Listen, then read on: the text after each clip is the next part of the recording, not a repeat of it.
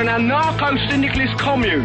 We take it in turns to act as a sort of executive officer for the week. Yes. But all the decisions of that officer have to be ratified at a special bi-weekly meeting. Yes, I see. By a simple majority in the case of purely internal affairs. Be quiet. But by a 2/3 majority in the case of more Be quiet. I order you to be quiet. Look, you stupid bastard, you've got no arms left.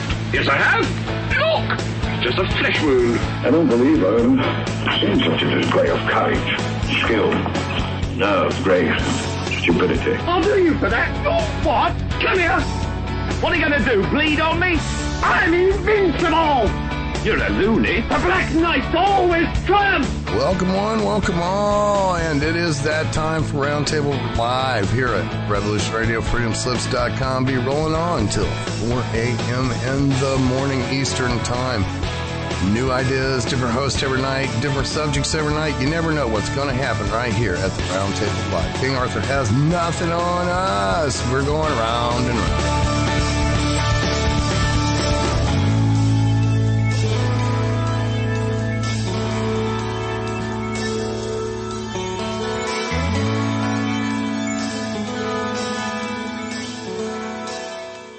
Good evening. This is Noreen Helpman, Wild at Heart Roundtable Show.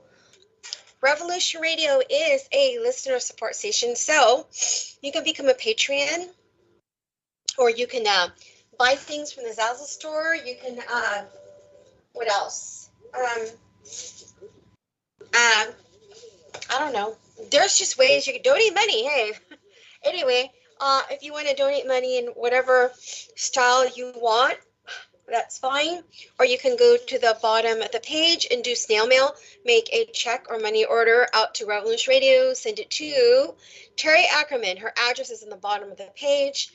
And there you go. The bottom of the site page, by the way. So, thank you so much, 808. Hey, 808 filled in for AMAD earlier for the first time. So that's cool. You know what, Nick, that's like the first time I ever missed my own intro. Did I miss like a minute of it? I mean, people do this all the time, but it's kind of funny. I think I missed about a minute, right? Or I don't know. Yeah, that's about all you missed. And yeah. It's the first time I remember you being late, yeah. Yeah, that weird. So 808 is in, and he was filling in for Ahmed, by the way. He did a good job for that. So that was interesting. Thank you. And hi, Dryfly. Hi to all my friends in chat, Mace139, everybody.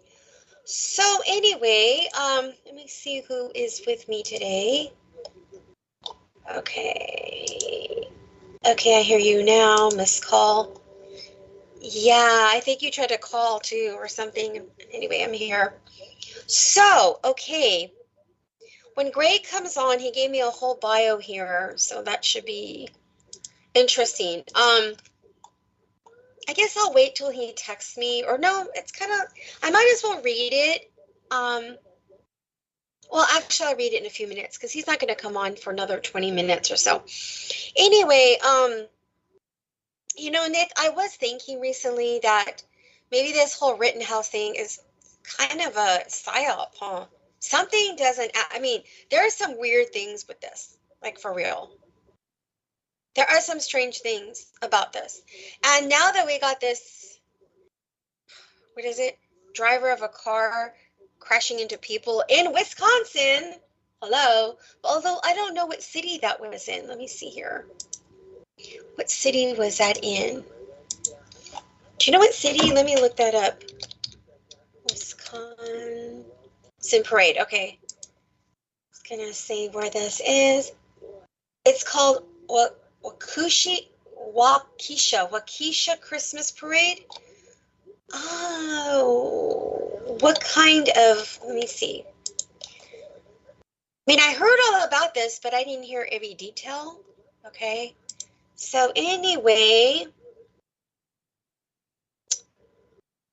don't you guys think there's something funny going on here? To me. Yeah. I don't know what it is, Nick, but when I first heard this, I was like, why Wisconsin again, right? I mean, people are going to think this. Okay, Greg is ready anytime. I'm going to pull you in. So let me see. I'm gonna read your bio too while I pull you in. Okay. Let me see. I need to add people. Hello. Okay. Here we go.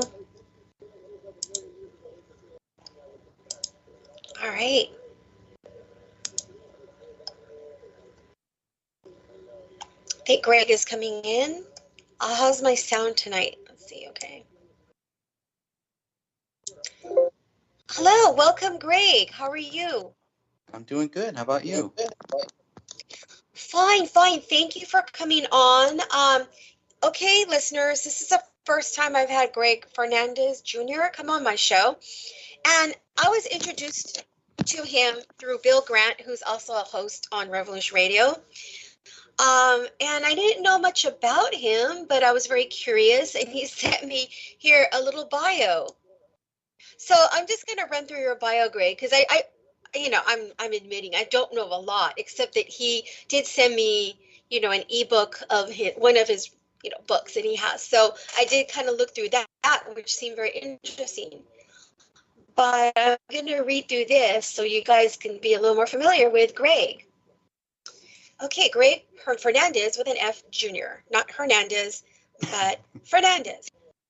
Okay, let me see here. Okay, you are above all else a Christian. Okay, great. He enjoys writing books, songs, articles, and screenplays. Very good. Greg also has a monthly podcast called the Gray Stage Podcast, which can be downloaded from wherever you listen to, whatever venue, which is iTunes, Spotify, Audible, and Amazon Music. So that would be called the Gray Stage Podcast, the Gray Stage from WordPress.com. He has self-published 2 books. One of them is called 9/11, and I like the way he spelled it in letters, not in numbers. 9/11. And I'm going to post the stuff in chat room shortly. He has a web page. Oh, that's what I was looking for. 9/11 by Greg Fernandez. Okay, I was looking for that one. I did find his YouTube, but anyway. Then he's got the Gray Stage free download. Yeah, I'll put all this in there. I got the download to that publication. Greg is currently working on several books, including one about Kyle Rittenhouse. Very timely. Okay, good. Called Kyle Rittenhouse Questions by Greg Fernandez Jr., WordPress.com. And another about voter fraud 2020, about the presidential election of 2020, WordPress.com. He has a website, The Gray Stage, researching David Crowley, WordPress.com. And the other is for just generic, a site called Greg Fernandez Jr. May Jesus Christ Guide Us, under the same publisher. And he has multiple YouTubes. Okay, so I only subscribed, I think, to one, Greg. Okay, this is yeah, I know. I'll get to them all. The Gray Stage channel.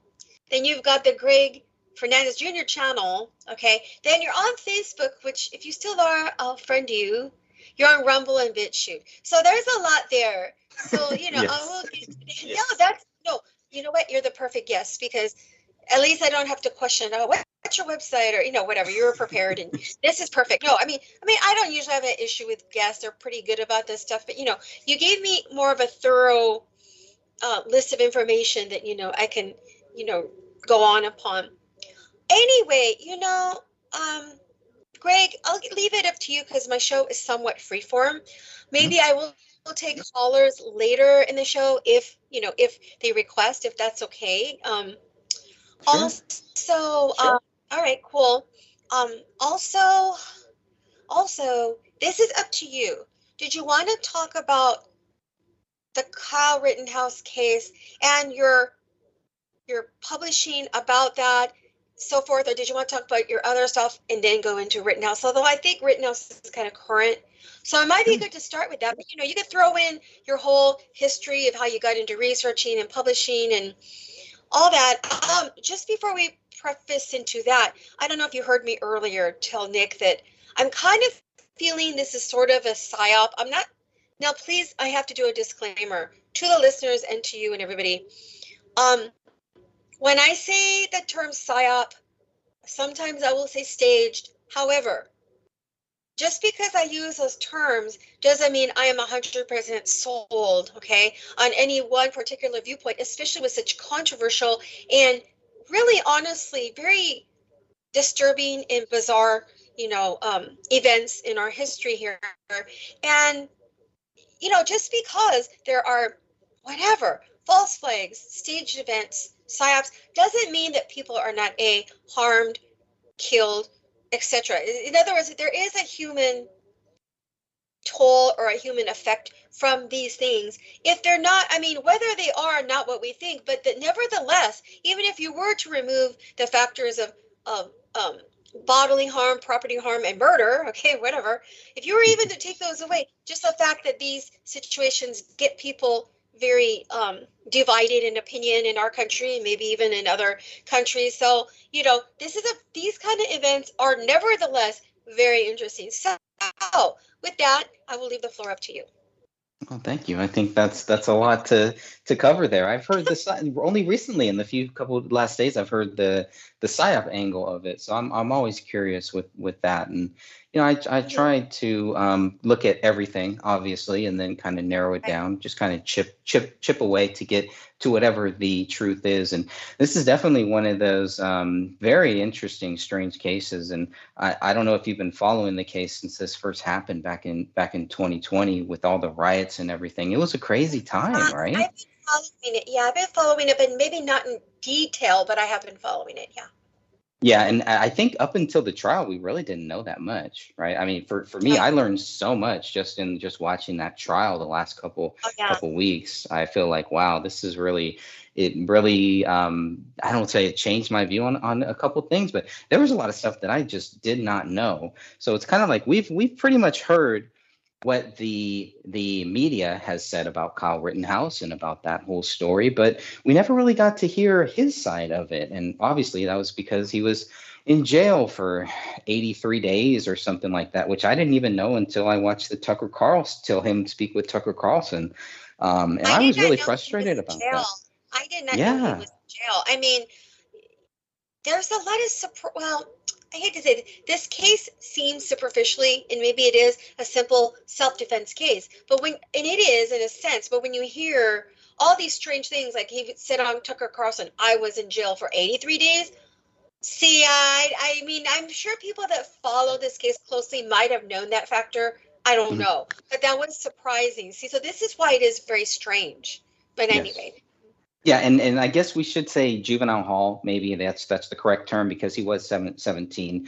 But juvenile hall, jail, okay, whatever you want to call it, right? We're pretty much talking about we know what we're really talking about here. So yeah, I was very frustrated with that because I spent some time in juvie hall, and it's his experience sounded fine, but I was like, why is he there? What is he doing there? What is the whole point? I kind of felt like, and this is just my view after looking at everything, I felt like he was a target. Like they targeted him. Somebody had him as a target, and I think they wanted to kill him that night on August 25th, 2020. And then I think they wanted to kill him when he was in juvie, maybe. And I know that during the whole bond hearing, when all that came out, they wanted to know where Kyle was. Once they put him out on bond, the prosecutor kept trying to push the judge to so that they could know where Kyle was. And the judge is pretty much like, you don't need to know where Kyle is. Just worry about your case. You're building this case. There's no reason for you to know where Kyle is. I just always felt like, and unfortunately, I still feel like that. He was a target. I think he is a target. And I think just because this is over doesn't mean that he's not in any danger, really. I would concur with that. And, people are suggesting that he sue all these major outlets, whether it be all the news, mainstream news outlets, publications, online or offline or whatever, for defamation and slander. I mean, because basically this is a case, as you know, that technically, I guess, was supposed to be not even reaching to the courtroom because of the fact that it was pretty much a self-defense, I guess, situation from the beginning. So they say generally these are not usually, they don't head to the courtroom usually. So that was a little bit unusual too, right? Right there.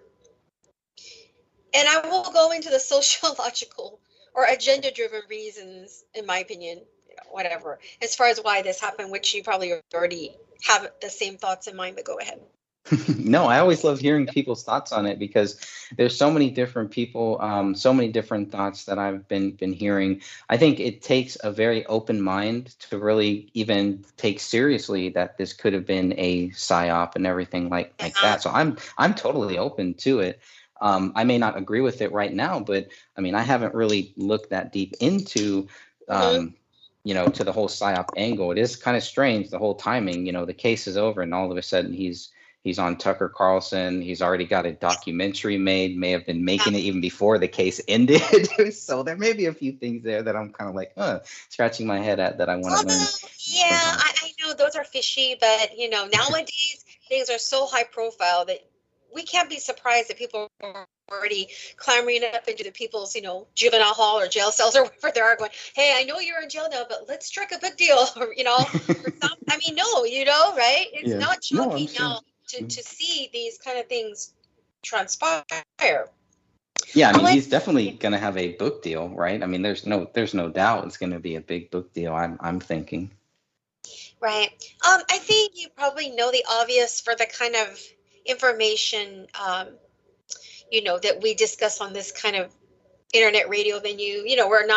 We're somewhat alternative, we're not mainstream. So, my thoughts on this, and a lot of people too have the same thoughts with this Rittenhouse thing, is it was Kyle Rittenhouse was used, if this is what it is, he was used as an example, right? In other words, it's like, here we got a young white guy with a underage with a gun, and he's physically in the presence of a riot, okay?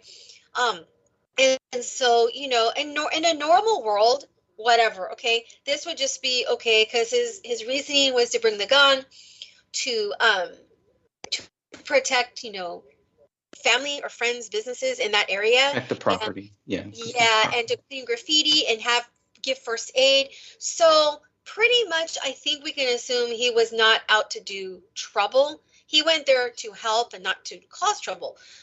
And so then these 3 people that he shot in self-defense were technically part of the, quote, rioting crowd that was in Kenosha that night. So, and that's a whole nother story about why rioters,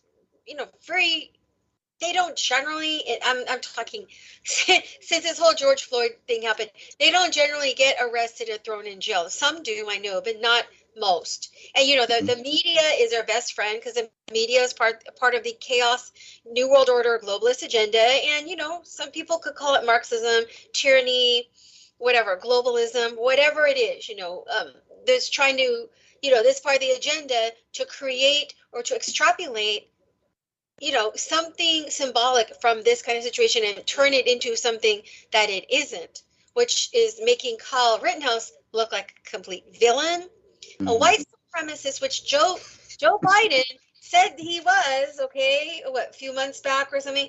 Okay, white supremacist, rioter, he went to cause trouble. Nothing about the mainstream media is nothing about, well, this guy just whatever, blah, blah, blah, and there it is. No, it has to be he's symbolic of a troublemaker.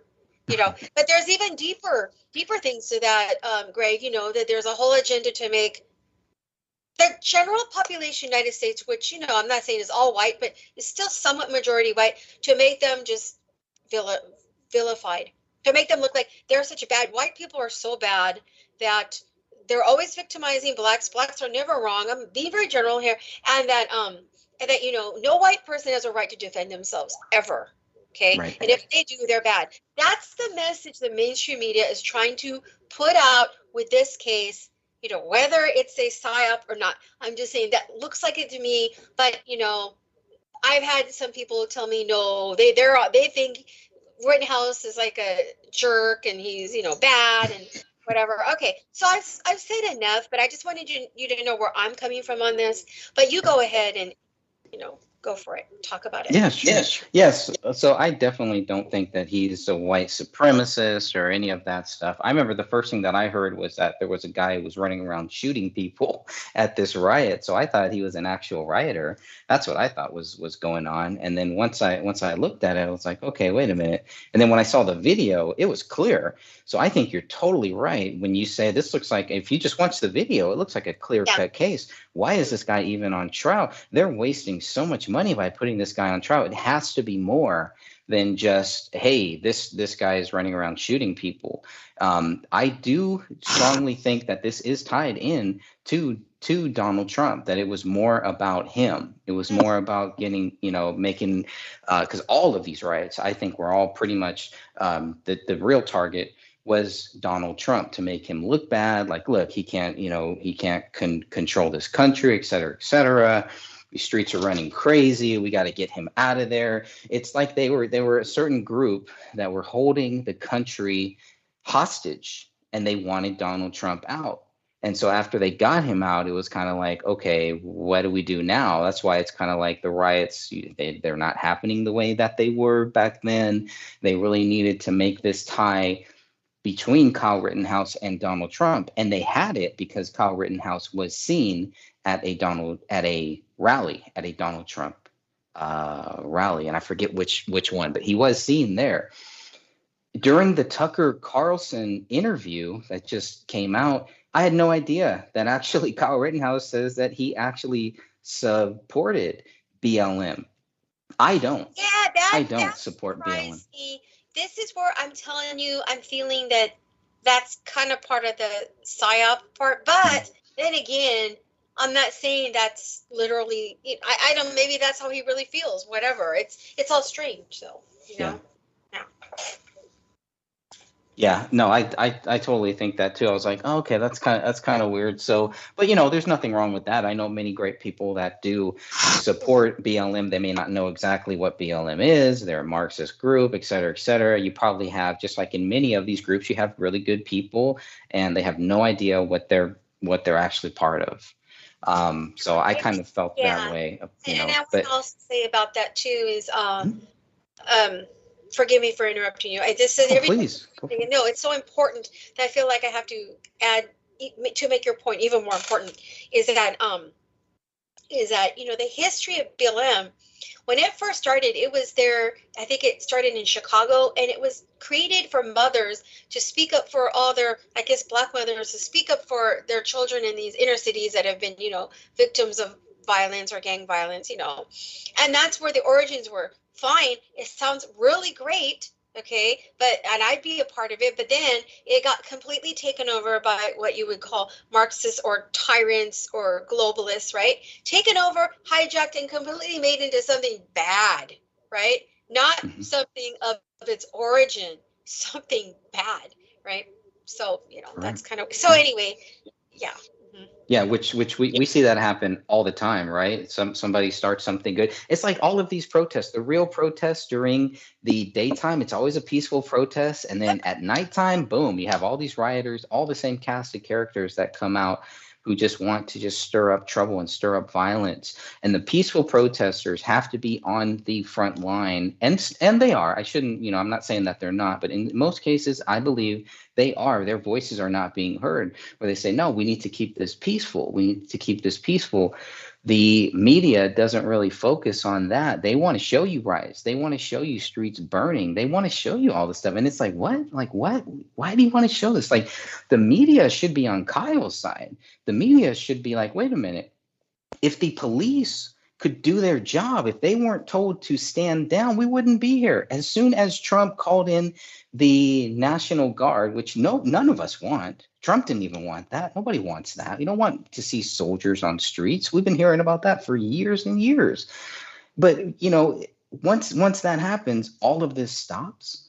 And then the streets are quiet. There's no more riots, et cetera, et cetera. But you wouldn't need that if the cops could just do their job. That's my view on it. If the firefighters would, if they were told that they could actually go in there and put out these fires, you would not have this. In any other situation, I don't think that that this would happen. So for the mayor, for the governor, for all of them to sit back and let all this stuff happen, not just in this state or in this city, across the whole nation, this was happening. They were standing back, calling. They're mostly peaceful protests. They're mostly peaceful people, but they're sitting here burning everything down. These poor, low income areas, it's always happening in those areas. It's always happening. The small business are the main target. Their businesses are gone. These people lost everything, and the cops are told to stand down and not do anything unless there is a felony.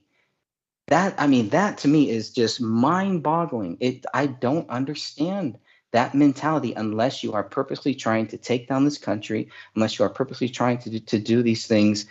We may all find ourselves in a situation where Kyle found himself in. That scares me, is that our children, our children's children may have to do something similar to that. So to me, this was a big win. Kyle Rittenhouse being found not guilty was a huge win for all of us. It really says, look, we still have, there's a whole nother side. And I don't listen to what CNN, I don't even listen to what Fox News or any of these mainstream news stations say. I listen to what people like you say. I listen to what, just the regular people say. I want to hear that.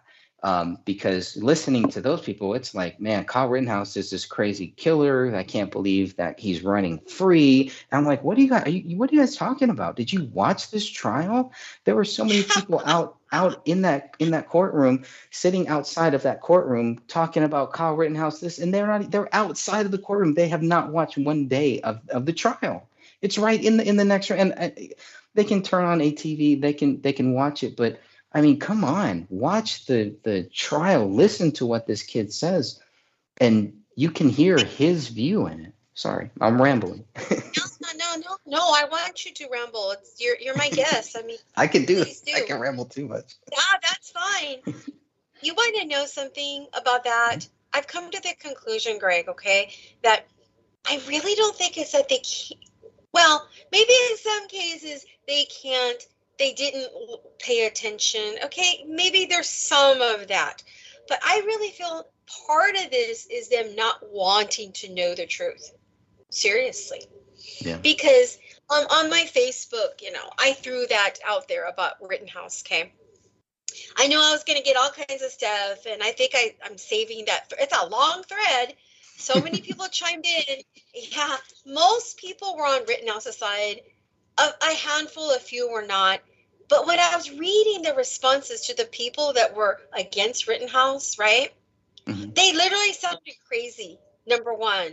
And number two, when some of us would write about very reasonable, right, conclusions about the situation with Rittenhouse, they would never respond. Like when you would try to point out a fact, right, that's part of the trial or the crime or the whatever, the incident, and they would never respond to nothing that people would write about. Here's what happened in the trial. This is nothing. Instead, they would throw out something like meme, like a Nazi meme or a weird meme of some kind, or one lady, one young woman, whoever said, she said, oh God, Kyle reminds me of a perverted, creepy ex-boyfriend of mine. I'm like, whoa, okay, there's that, yeah, right? And then there was another female that said, oh, that bitch was running around with his gun. I'm like, whoa. And then, some of the men were saying strange things about, I'm telling you, I think whether this is a psyop or this or that or what, this thing you could see people's colors, right? You could see their thinking and what they believe is real and true and stuff in these kind of responses. Interesting. You know what I mean? Because at the very least, you can say, I don't know, right? Or I need to look at it, or maybe it's a psyop or whatever. But they're just straight out denying everything that was being said about the trial. Literally. No response and just throwing out attacks. It's all gaslighting, ad hominem attacks at people. It's sad. It would be like you came on my show. Yeah, it'd be like you coming on my show, you give me a bio, and I just read, right? Mm-hmm. And instead of dealing with the facts of the bio, I twist it on air and say, well, Oh, he wrote this? I don't know about that. I don't know anything about that. And it sounds really bad to me. Why would someone, write something like that? This Greg Fernandez, whoa, like what kind of person is he to write that? I mean, this is a kind of formulations in their brain. Like just taking a person, they just project onto, say, for example, Kyle Rittenhouse. Bad, bad, bad, bad, right? And I do believe, Greg, this is a form of because a lot of these people are American, but not necessarily. It doesn't have to be an American person, okay? But these kind of people are, I think they're anti-community. They virtue signal to make themselves seem like they're so caring and compassionate, but really, they sound like they're mean and not very nice. But anyway, go ahead. Okay. No, you're right. No, you're definitely right, and that's. I'm scared that a lot of children are kind of growing up in that and thinking that too. It's like, well, you're kind of nicey. You're not nice. You're not a nice person. You're nicey, and you're just kind of like acting like you're nice, but then you throw in jabs, and you always have to belittle people to get people down, to bring them down to your level. It's like the theory where misery loves to have company kind of thing. And it's like, wow, they're just really jabbing and jabbing. And they find these little things and they hold on to them, not looking at, okay, well, let's look at what really happened in this case. When did the guy fire shots? Who did he fire at? And why did he fire at? So the whole Rosenbaum thing, the very first guy, the prosecutor, it was laughable. The prosecutor was saying that Kyle Rittenhouse was chasing Rosenbaum. I mean, that is just the most ridiculous thing that I've ever heard in this case.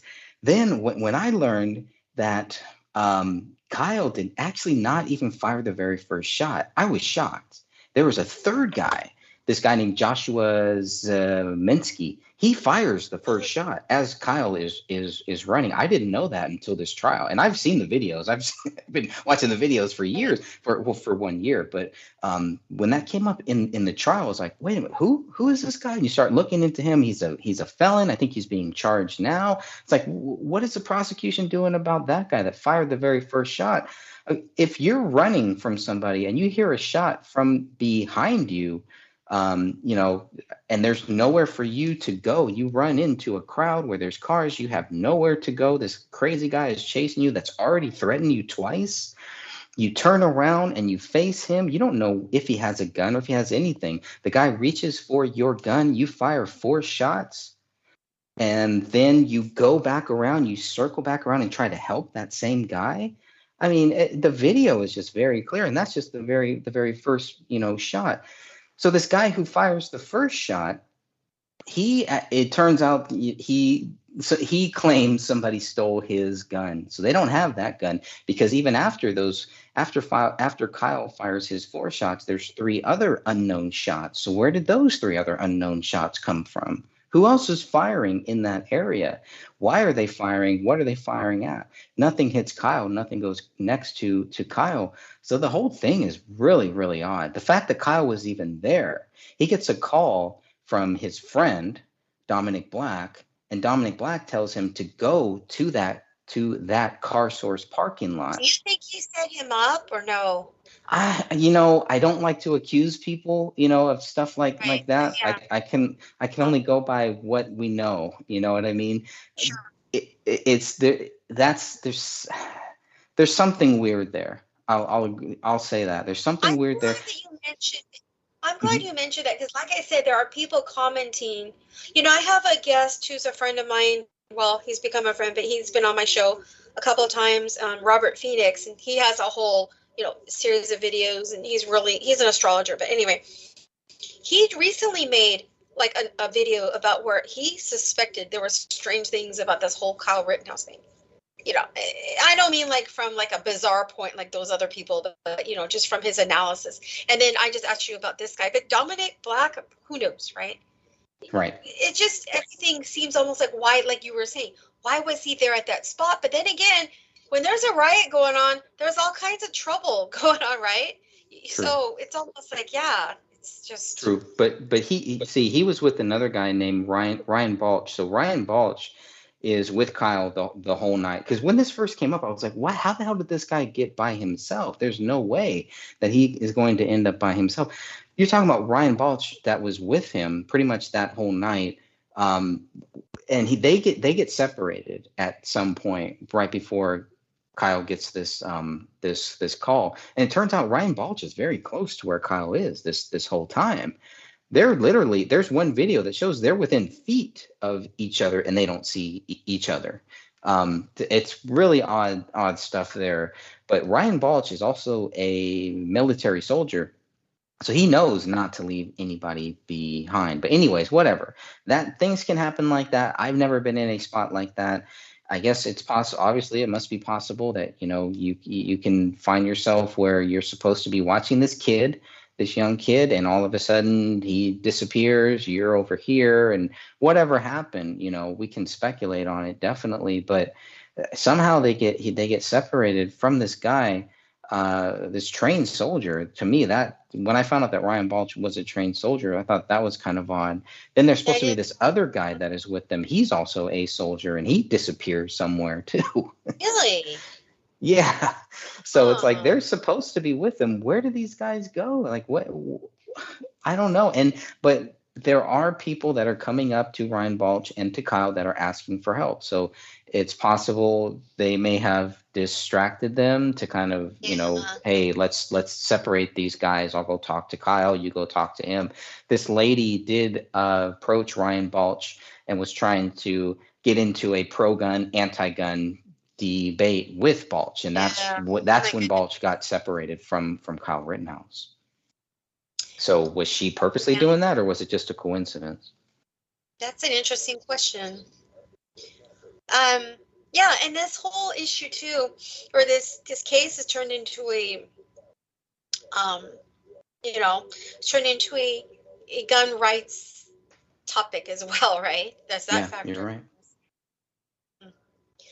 I have to say that the media, we're so shocked by all their mind control tactics, but my God, they just, they're unbelievable, the media. I heard right before that verdict was read during the day, I don't really watch TV, but I take care of my mom and she watches it, right? So I'm always passing by, the news, which I can't stand news on TV. That must be hard for you to watch. Oh, God. I mean, I'm in earshot in the kitchen, and she's got that thing on, and sometimes I yell at the TV. She knows it. Especially the constant, and I don't use the V word on here. I say the jab or something, right? Okay. The constant promotion, 24/7 of the jab. Go get your jab. I mean, really, it's just whatever. Anyway, so the day of that verdict, before they were going to read it, that stupid news was saying, Kyle Rittenhouse, he is in trial right now, and he's sitting with a trial of, the jury. They pointed out the jury. They didn't have to, but they did. They pointed it out, saying a jury of white people. What? Like, you get what I'm saying? Like, I wish I could have said verbatim how they said it, but they wanted to make sure that the people watching heard them say Kyle Rittenhouse is being tried. I think they said Kyle Rittenhouse being tried by a jury of, I don't know if they said the number 8 or of white people. Wow. Okay, according to the history of juries, they're usually a jury of your peers. Generally, nobody really questions too much, right? If the person's white, mostly whites. If it's a black person, a lot of black, right? Generally, for a jury. So what's the point of them saying white? The first thing that came to mind is, because they want to make it look like Kyle's a white supremacist. And hint, white people, hint, are going to be his jury, hint. Well, that means SHIT to me, right? Because you are tried by a jury of your peers. What are they trying to imply? So that's very, very underhanded and unethical tactics. But anyway, enough of that. So whatever. Oh, now definitely. We know. It's just. Yeah, I mean that it's like they're pretty much saying, hey, we know Kyle's not going to be found guilty, and here's why. Because he's white, they're white, and all white people are basically bad, is what they're trying to say. Which is a very dangerous thing to do in our Yes, it society. is. It's something that I learned as a kid. You know, looking back, going to school, it was kind of that same thing. Where I grew up, where I lived, it was pretty much that same way. It was like white people are bad, you know, everybody else is good. We're the good guys, but it's okay for us to go and bully them. Black people can't be racist. Only white people can be racist, and we're justified because of what they've done in the past, et cetera, et cetera. It's just total BS. I You mean, can, you know, what was the ethnic makeup of your school, or did you grow up in the West Coast, East Coast, or I don't know where. I'm on the West Coast, so I grew up in the East Bay, next to in California, so next to San Francisco, in that area. So yeah, you know, there I'm was. Southern California, but you're up there. Oh, cool. Yeah, but Yeah, so you're so you probably grew up in the same type of thing where, you know, they're teaching you that stuff. White people are bad. No, actually, well, no, mine is No? complicated. Okay, good. Well, no, because just let me just say what was going on here was I might be a little bit older than you anyway, but in here I grew up in Orange County, right? Okay, next to LA, next to Long Beach, Orange County. But Orange County, well, then was a little bit different than now. But my school was slightly more white, but it wasn't white in the terms of, oh, everybody's white. No, it was more like, you know, it's California. You're never going to have an all white school anyway. So it was like white, but then you had like a percentage of, let me see how many. We had a lot of Asian and Hispanic, and then, but the blacks were much less in those days. Okay. So I don't know, maybe it was 20%, you know, whatever, Hispanic, 25, you know, but so our school wasn't really about racial stuff too much, but I know my friend grew up in, not LA City, but just outside of it.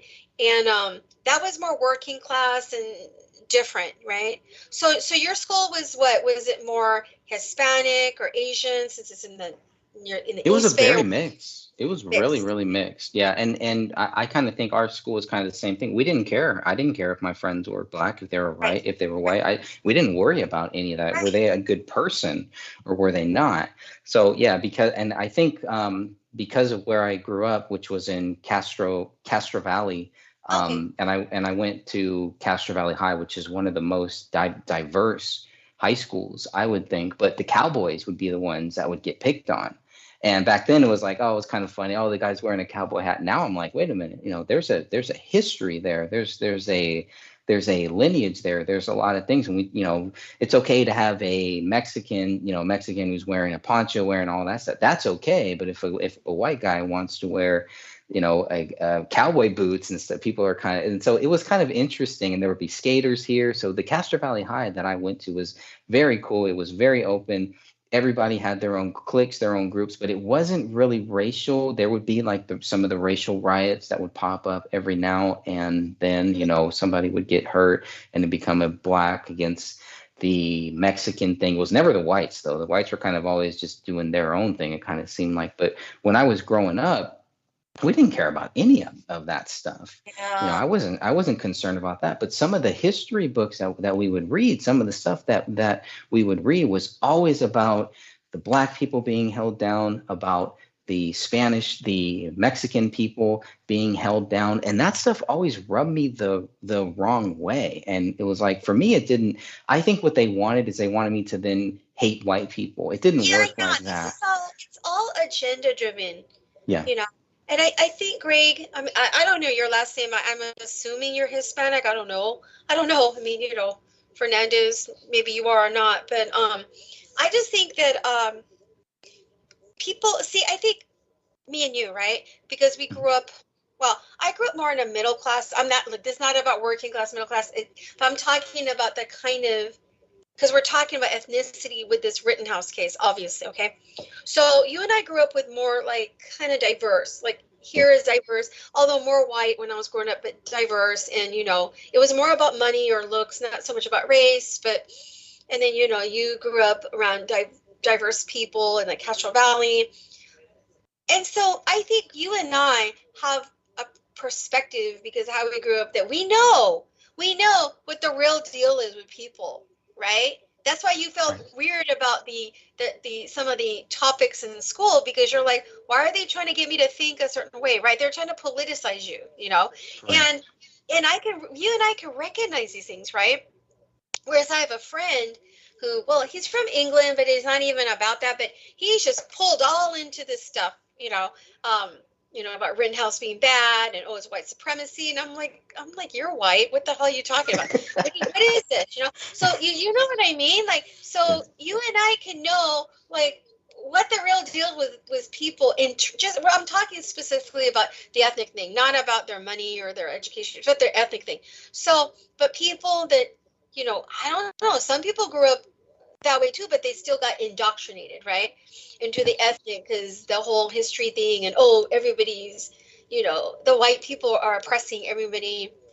It is really disturbing to me, Greg, because I grew up with all kinds of people like you did, so I don't have a particular hatred towards whites or blacks or Asians, or I'm half Asian, whatever, Jewish, I'm all that stuff. So I didn't grow up with hatred.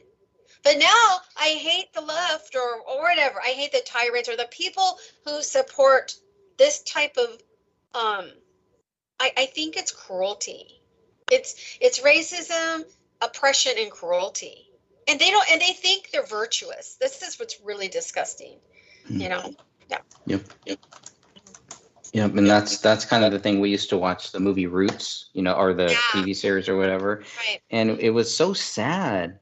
It was so sad. And it was like, there's two ways that you could say, you know what, that stuff was bad, but we made it through that. Now we have an opportunity. Look at what, the whole civil rights thing. Do you really think that the civil rights people, the people that did all that they fought for all that, do you really think they're looking at buildings being burned down, people still going through the whole racial thing? Now we have this thing where instead of the blacks are bad, now the whites are bad. Do you really think they fought all those years so that we could do this? So it gives us a free pass to just be racist, to be violent towards white people. And that's my fears. That's kind of what I'm seeing so much out here. And it's not even just white people. And now, like you said, it's really more about, hey, you're on our side, and when it became the Marxist side, or whatever you want to call it, I'm probably not using the right terms, the communist, whatever, socialism, whatever it is, but I see these things and it's just like, wow, it's not even about those things. It's just about violence. There are people out there that just want to commit violence. And I think the 4 people that Kyle shot at, that's what they were doing. That's what they were out there for. They weren't out there because they cared about Jacob Blake. You probably asked them questions. They probably had no idea about any of that case, about anything that was happening. They were looking for things. This looks like a program. This is like a shadow government program here, where they want these riots. They want this stuff. And then they want Trump to comment on them. It's a weird 2020, ever since Trump got in, it was like the volume on the violence on all this stuff that has been kind of simmering in my lifetime heated up to a boiling point. And man, I think they really wanted that kid to die. And I still think there are people that want him dead. Oh, yeah. And this is why I think whatever money he gets, maybe he should have some kind of security. I mean, maybe he already does, but yeah, because so, it's almost like a price on his head. I mean, in a sense. Yeah. So you wrote, I should put in here, let me see what you wrote about this, about Rittenhouse. Let me see here. Okay. All right. Yeah. There's a lot. And a lot of that, for that link, if you're posting that link, a lot of that was written, when this first happened. So I really this was just going to be a chapter in another book that I'm working on. And then once the trial came out, I started, taking notes, and I had about 3 notebooks of notes. And I'm like, you know what? I have enough for a book here. I'm just going to write a book pretty much about the whole trial. This is a beginner's book. This is not a book where there's going to be anything new. This is just a book to document what happened. A book that if you want your family or your friends, to hear the other side, because we've heard what the whole mainstream media says. That's the purpose of this book. And this book will be free. This will be a free PDF, just like all of my books. If you want a physical copy, a paper copy, that will be a whole nother thing. But if you just want to have something that you can just give to somebody and say, hey, have you looked at this? Obviously they're not going to spend that much time reading or watching the whole trial. So what I try to do is I try to condense this for researchers. The books that I write are for people that are researching these topics, to make it easy for you to get quotes, to get all of this stuff. And obviously people that have watched the trial, there's no need for them to even look at this stuff unless they need to go back for references, something like that. But we're living in the digital age. There's a book burning, there's a digital book burning that is going on. So I'm trying to get back to the physical books and say, you're going to have to physically burn this book if you want to stop me from putting this out. Mm-hmm. We have a few minutes before the top of the hour break, but I just posted that your book about Rittenhouse it's still in the works. It's not quite completed. So correct. Correct. But it is by WordPress. I put that in there. Let's see, but you do have this one called 9/11. I'm going to put that in. Yeah. Put that here. I'm going to. I've spent like 10 years writing that one, but I'm sure. And that's another one that is just for researchers. So if you have some family, some friends who maybe have not heard about bombs going off in those buildings, or have not heard about some of the weird things, Building 7, some of those basic things, this is a great book to just kind of give to them. If they're looking for that view, if they just want to believe what the government said, and obviously they're not going to care. But if you're looking for somebody who just wants to get caught up, so I usually write the books that I would like to actually read. And if I can't find a book that I can read on the topic, I'm just going to write it. Right. I just put that in the chat room, the 9/11 book. I'm going to give that to Nick here, so he can look at it later. And after the break here, Nick and maybe some other callers might want to ask you questions. But I'm just looking at other stuff on your bio here. I know sometimes tonight, for some reason, I don't know, I'm kind of asking a lot of questions or speaking along with you. I usually kind of don't, but that's great. I like that. Yeah. Oh, okay. Well, then I guess it was the right night for this. Awesome. Yeah. So I like that. Nobody wants to listen to me rant for that long. I like the back and forth. Oh no, that's fine. Is that the music, Nick? Let me try it.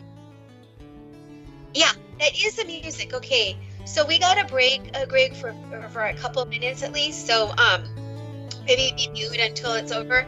Until we come back on. So this is Noreen Hellbound, Wild at Heart Roundtable Show. We've got Greg Fernandez Jr. with us. We'll be right back. Stay tuned.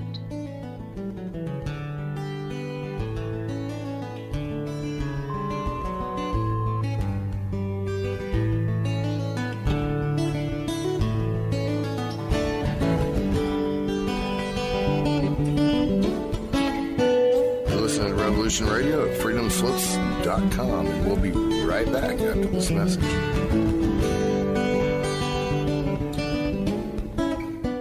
Be evasive. But that doesn't mean that they're telling the truth as opposed to fiction.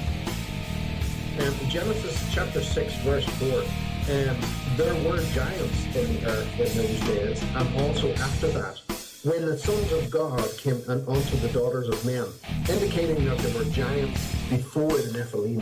And sons of God, plural. They weren't talking about Jesus coming down. No, that's right. Yeah. Uh-huh. I'm Steve Crawford, host of Factor Theory Live. Join me every Sunday night from 10 p.m. till midnight Eastern Standard Time on Revolution Radio at freedomslips.com. Check it out.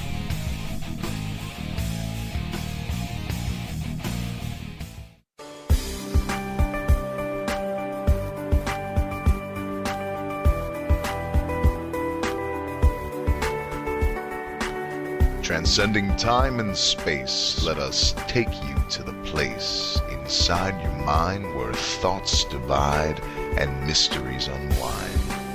Join us every Monday evening right here on Revolution Radio at freedomslips.com from 8 to 10 p.m. Eastern Time and you will catch the Fenton Perspective with our great host, Noreen Fenton.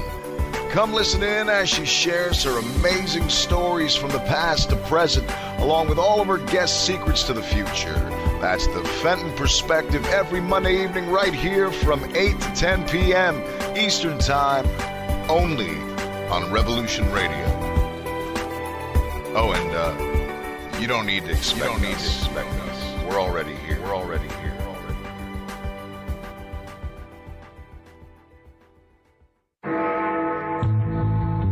Galactic Interstellar Council on Revolution Radio Studio A, Fridays at 2 p.m. Eastern. Join us as we traverse the starseed paradigm, as expressed in the time-space continuum that we know as the divine expression of love and light. Integrating this conscious unity into the galactic paradigm. So welcome all, both terrestrial beings and galactic beings as one. So be it. You're listening to Revolution Radio.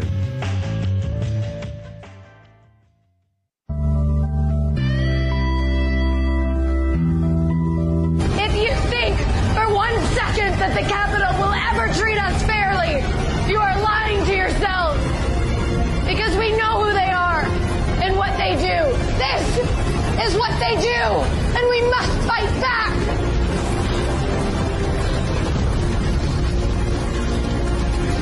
You can torture us and bomb us. Fire is catching. And if we burn, you burn with us. Good evening.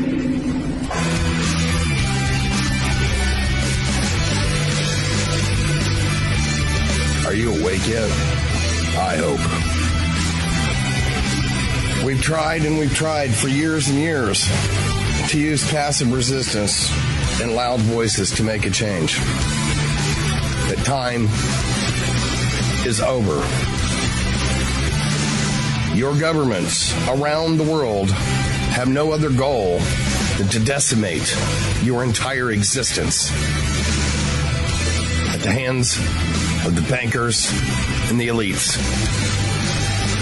The war is coming, and it's your choice to decide if you want to be a warrior or a victim. Denial is not a choice anymore. Revolution Radio, freedomslips.com, the #1 listener-supported radio station on the planet. Not giving up. Revolution Radio.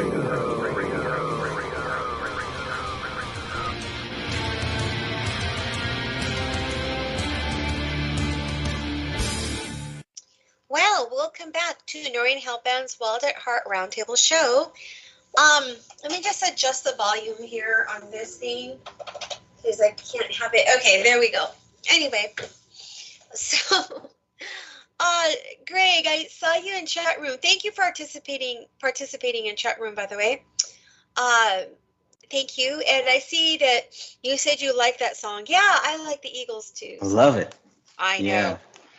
I know. Fleetwood Mac, the Eagles. Yeah, that takes me back. No. I got to see Fleetwood Mac.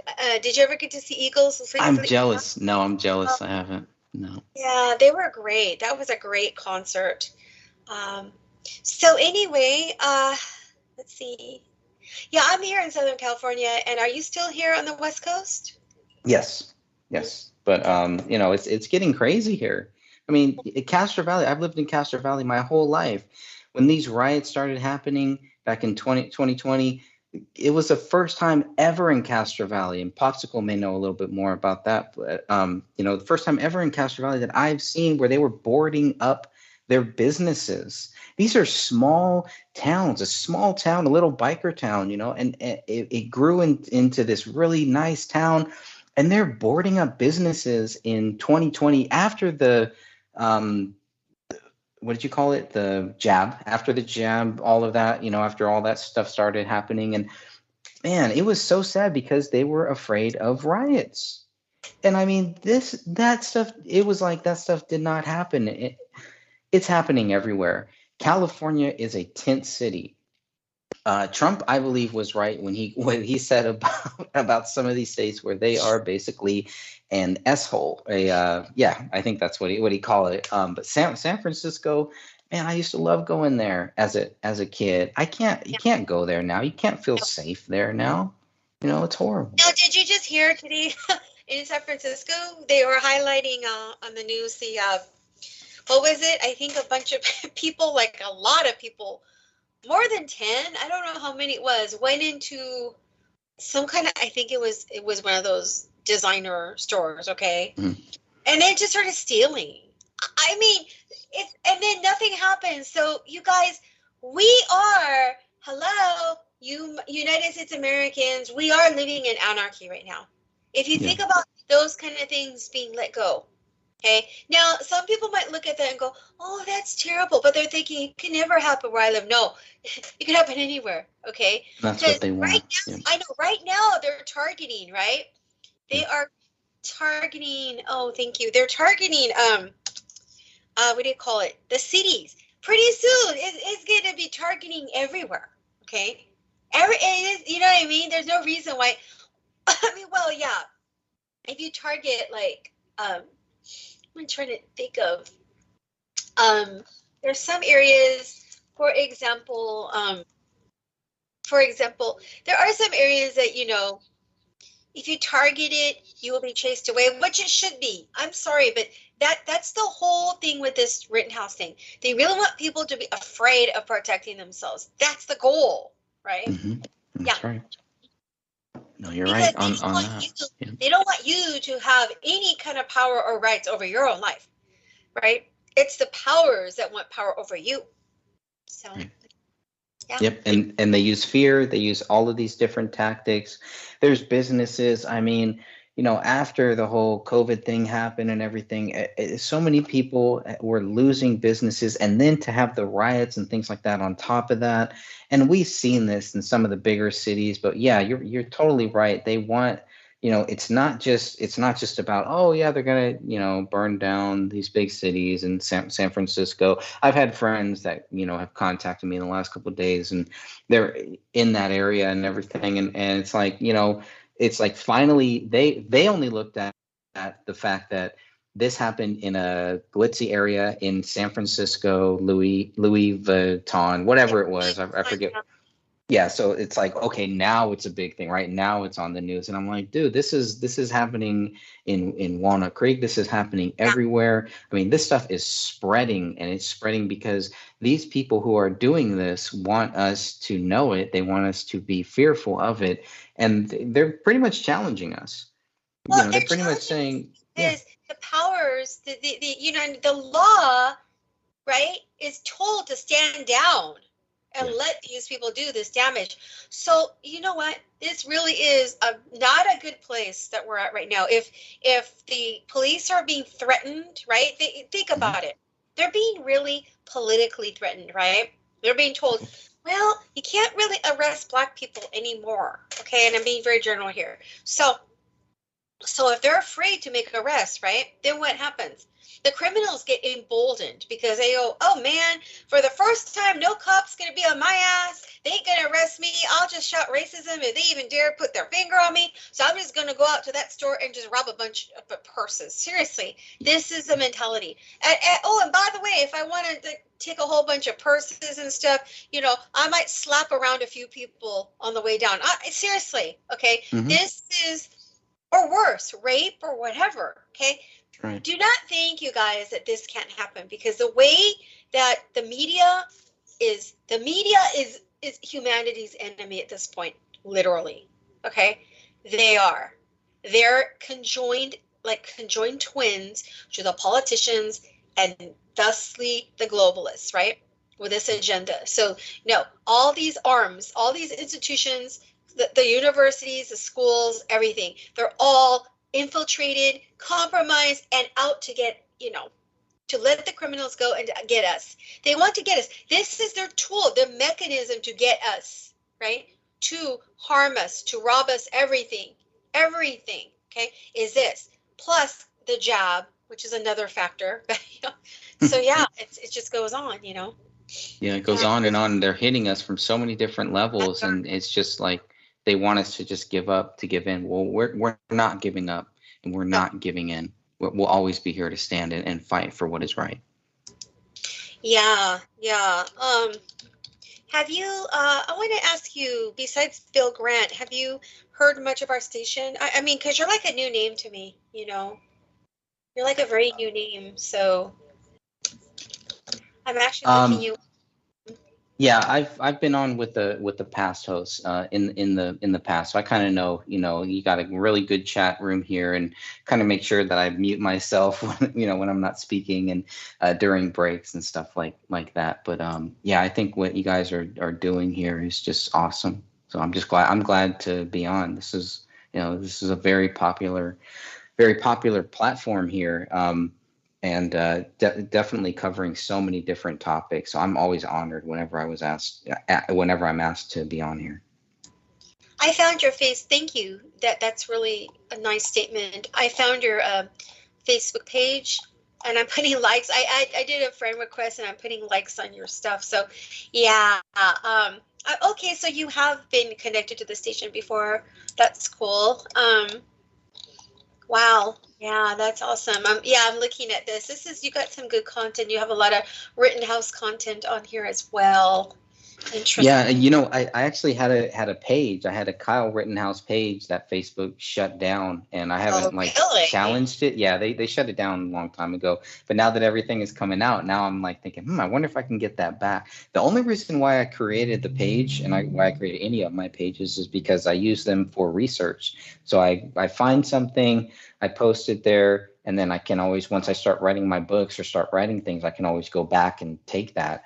Once I started doing, and this happened with the whole Trump voter fraud thing too. My main YouTube channel was actually taken down because of voter fraud, because I was posting, all I did was post Donald Trump speeches and I would get strikes and they would take it down. And finally it's like, boom. Okay. And I've had my YouTube channel, for a long time. So, but I don't really care. I'll start more. And I had a backup channel, always have backups, right? Always be on multiple platforms. I'd love to do more on Rumble and things like that. But I think YouTube and Facebook is pretty much, that's where I'm at now. Still staying there, or Meta, right? They're going to call it Meta now, but it's whatever. It's still the same thing. That's a whole other issue. Oh, geez. Yeah. Rumble. Okay. So how long have you been on Rumble? I just started on Rumble with the whole David Crowley case. I started a Rumble channel so that I could start posting the David Crowley stuff there. I have a Rumble channel with my name, Greg Fernandez Jr. Just for everything else that is not related to the David Crowley case. So I have two Rumble channels. I don't really, I'm not the best in social media and all that stuff. So right now it's kind of more of a backup thing, but I'm hoping to kind of veer away from some of the other platforms, or to just kind of build something up there. But I just feel like there's a lot more freedom on Rumble that I can have, and I started because the YouTube and Facebook were not letting me post anything about Kyle Rittenhouse or about Donald Trump or voter fraud. Don't you think that is so? I mean, we've come to the point in this country where normal topics of various types are just censored. I mean, that's how bad it's become. I mean, really. Okay. Yeah, and if I would have known that then, I would have never joined Facebook. If Facebook was not like that back then, YouTube was not like that. If I knew like it was like this, I wouldn't have joined it at all. Where are you on Rumble? Let me try to find you here on Rumble. So two things on Rumble. If you go on Rumble, look for The Gray Stage. That's my David Crowley channel. I started just posting things about the David Crowley case, and I'm updating more things there. And then Greg Fernandez Jr. Should be my other Rumble, and there's maybe only a couple. There's like a couple of Trump videos, a couple of voter fraud videos, and maybe some of the Kyle Rittenhouse videos there. Okay, let me look for you in Rumble, because I don't like their, well, it's a BitChute has horrible search engine, but okay. I know, right? Yeah, really bad. So Rumble, because I'm a big Dan Bongino fan, so I've been following him, and I know he's a part owner or something like that in Rumble. So I said, I'll check it out. I'll give it a try. But I see. Yeah. Right. Mm-hmm. Okay. So I'm still not I'm still learning the whole Rumble thing. YouTube was just so easy because, you posted there. Every smart TV, every Roku, whatever it is, they all have the YouTube. So people, it's a good idea, even if it's a backup, to be on the YouTube. And I've looked at your YouTube channel, and I'm glad that you have that. And I did subscribe to your channel. Oh, thank you. It's really, no, because of my friend Nick here, it's what it is because of him, because check it out, okay? I'm very average when it comes to technology, and my computer situation where I live, the bandwidth is very slow. Okay, it's not good. So for me to upload videos and stuff takes too long. So I let Nick here, do that. And I told him, while you're at it, just spruce it up, So what I did is I had not touched that channel in a long time, right? I've been on the station for about almost 8 years, something like that. Maybe. Wow, that's awesome. Yeah. About 7-8 years, but my YouTube channel for the station, Wild at Heart, was just not active for a long time. So he kind of revamped it for me, and that's why I asked you for those photos, because we'll probably create a little slideshow, for this show, and I'll send you the link when it's all put on video. So. Awesome. So yeah, but I don't have a lot of subscribers right now because I started over or revamped it. So I'm trying to get more people to subscribe. So by the way, which is weird because I never, I should promote my my channel more. Yeah, you should. On here, which is really weird that I don't. I'm not kidding. It's up to my channel. It's YouTube, which is, this is really, thank you for subbing to, my channel, but really I don't promote it as much as I should. Yeah, you definitely should. There's good stuff there, and I just was kind of browsing it.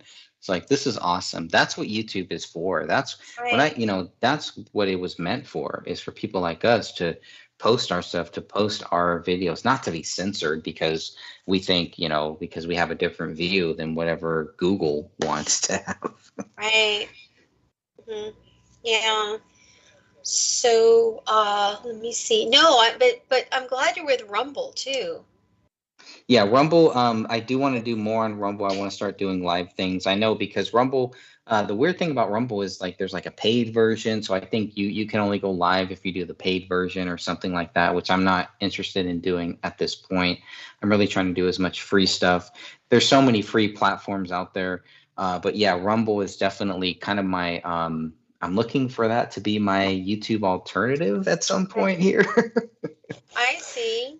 Yeah, but I don't know how that's gonna work out. So we'll see how all of that goes. But I pretty much know if any videos get flagged on YouTube, I'll put them on my Rumble channel. So that's why my Kyle Rittenhouse video, the first one that I did, it's about maybe an hour and a half, maybe two hours long. Facebook or YouTube, it has been shadow banning that, and they make it really hard for anybody to find it. They make it hard to stream it or anything like that. So I've had some of those issues, but it's just like, what are they scared of? They don't want to talk about voter fraud. They don't want to talk about Kyle Rittenhouse. They just want you to pretty much say, this is what it is. And it's probably when you were kind of what you were doing when you said you were at your mom's house and kind of in the other room, kind of listening, kind of half listening. And it's just and I've been at my grandparents' house doing the same thing. And I'm like, well, this is why they think the way that they think. Look at what the news is telling them. My grandparents grew up, they trusted the news media to tell them what the truth was. It's one thing if some have, comprehension issues or whatever. That's one thing. But, these idiots, no offense, that on my Facebook saying all this, I'm like, you guys got to be kidding me. It's almost like they wanted him to be a bad person, right? Calling him a bitch, psychopath. I'm like, this is all projection, but what does it say about them? Right. But that's dangerous, because it's very dangerous, because then what happens is that when the mainstream gets to people and gets them to think like this, then, people will be at war with each other. This is what they want. And they don't see that, right? They're not seeing it. That's right. And it's sad the way that, I mean, a good person. I've known many good people, and I look at some of their thought process, and I'm just like, of course, the first thing I go to, what is your news source? Yeah.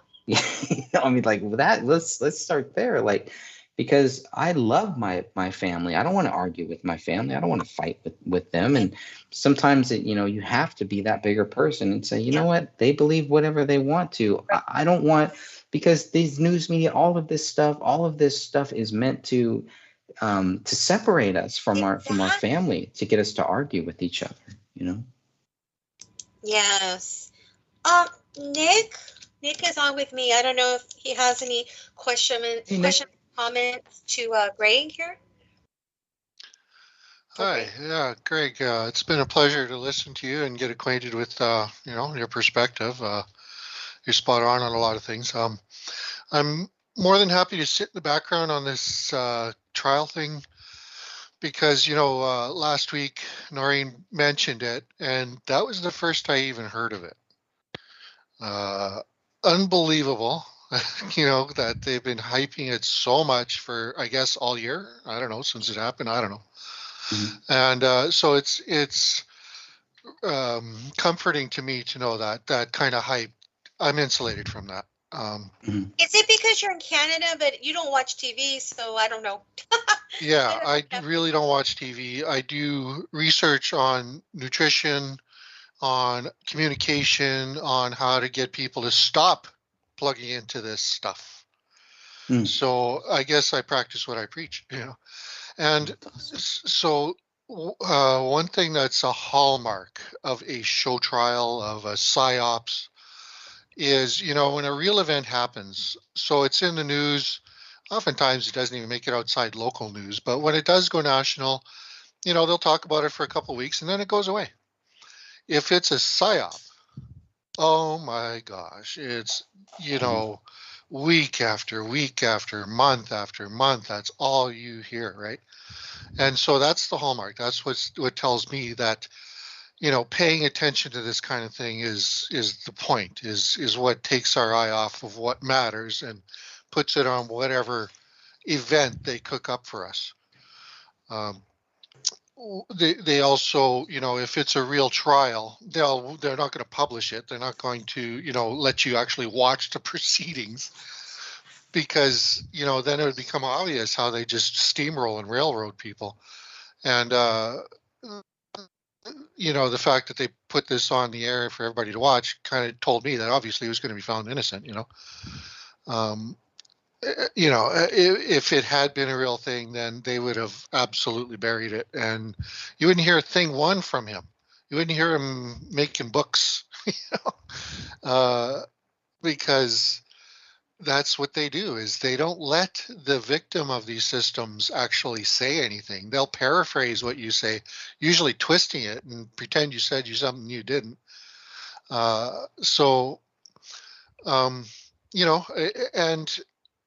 I think what's important is to, look at the details and kind of present it in a way that helps people learn from it and helps people recognize what is a psyop and what isn't.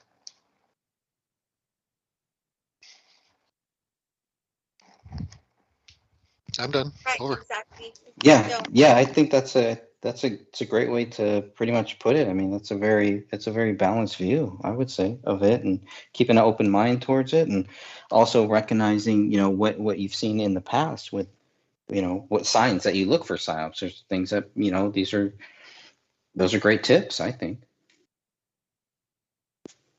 Yeah, I think, Nick, he really avoids the news. I don't watch it either. I happen to watch it when I'm in the room over there, but I get a lot of my sources, as many of us do, online, or, not through the literal brainwashed media machine.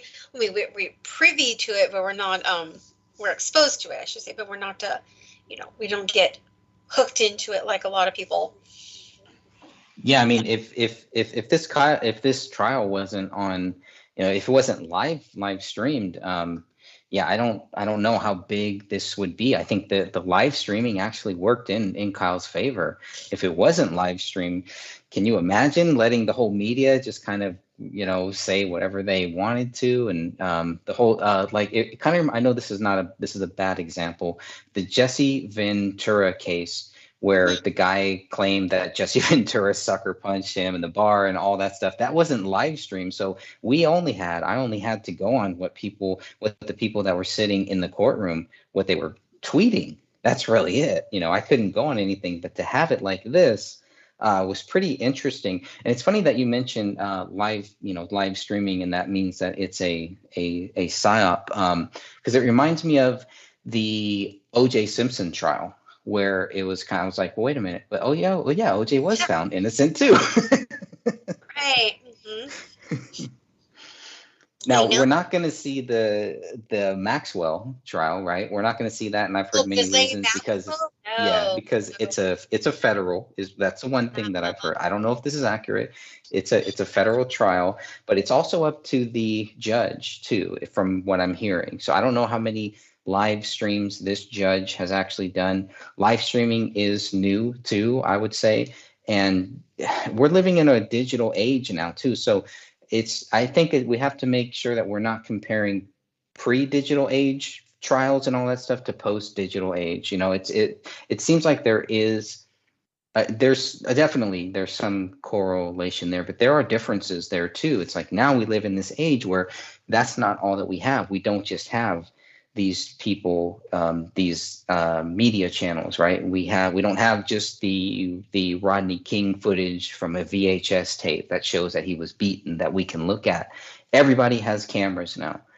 So it's like media. When we talk about media, we have to remember we are media. We are the real media. We're what the media should be. So the digital age can be bad. I've seen the worst of it, and I've seen the best of it. And I think in this trial, I've seen the best of it, because without all of those videos that everybody was streaming and posting, I don't know if Kyle would have gotten off. No, I agree. You're right. Huh? Isn't that an interesting question? You're right. I think that, but it seemed like they tried everything in their power to make this, this verdict not be what it is, right? Yeah, it kind of seemed like it's like a parallel world. So it's like there's like this one world that is like, okay, Kyle is guilty. Then you have this other one, no, Kyle is not guilty. And when the trial ended, the worlds merged, and they merged to this clash. And I think what these powers that be, whatever you want to call them, I call them the devil, you can call them Satanists, you can call them whatever you think they are. They were hoping for something else, and they did not get it. Kenosha was pretty quiet after this, up until this thing happened. That could be why this driving thing happened here. That's what I'm thinking. You know that? You think so? Yeah, I do. That's too coincidental. Correct. Yeah, I think the same thing. Yeah. I didn't even check how far that city was from Kenosha. I should go. It's about an hour. It's about 1 hour from there. It's in that general area still, right?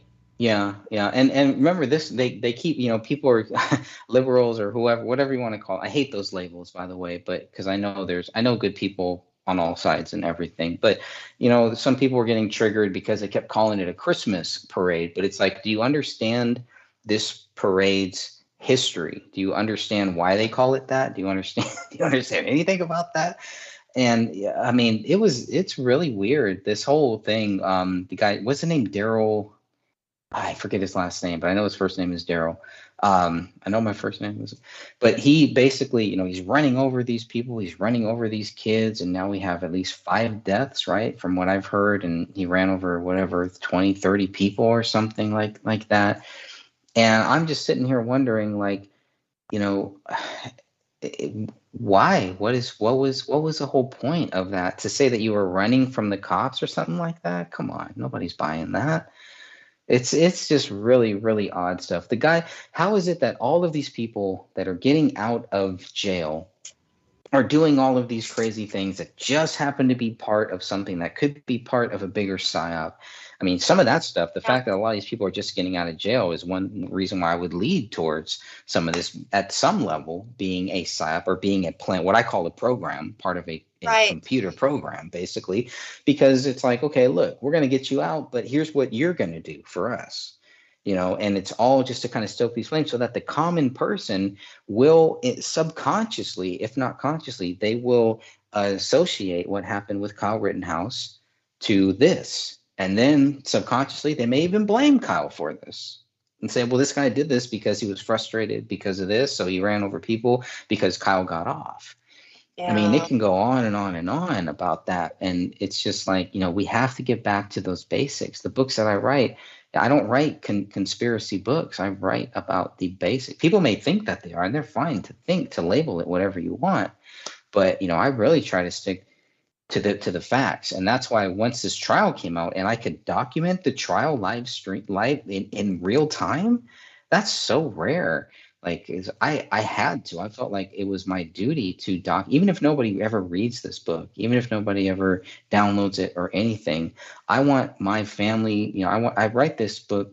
I write this stuff for my family. I write this stuff for people who really care. For people, if things get scrubbed, if the whole internet drops down, if things like that, the worst case, whatever, if you're looking for something, if you're like, hey, I'd love for you, I want to tell you about Kyle Rittenhouse. Well, here's a book that you can download right now, and you can get all of that factual stuff. So I try to leave a lot of my views out of it and really try to just focus on the things that I learned in journalism, in junior high, in high school. These are simple, basic things that a lot of these journalists nowadays, and that's why a lot of people are saying journalism is dead. I don't believe it, but I understand why they say it, because look at what these people are doing. These are not journalists. No, they're propagandists. Yeah.